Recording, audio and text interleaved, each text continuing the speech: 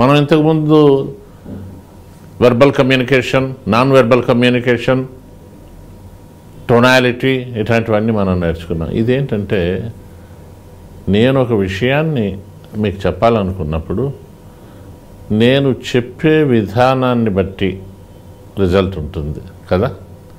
కానీ ఈ ఎక్స్పర్ట్స్ ఏమంటారంటే నువ్వు చెప్పే విధానం కాదు, ఆయన వినే విధానాన్ని బట్టి రిజల్ట్ ఉండొచ్చు అంటాడు.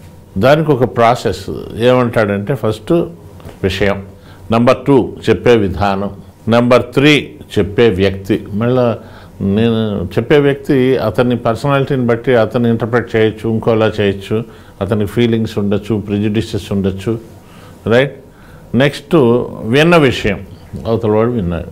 తర్వాత అతను అర్థం చేసుకున్న విషయం, ఆ తర్వాత విన్న వ్యక్తి, అతని వ్యక్తిగతంగా అతని ఆలోచనలు ఏంటి, అతను ఇంటర్ప్రెట్ చేసి చెప్పచ్చు.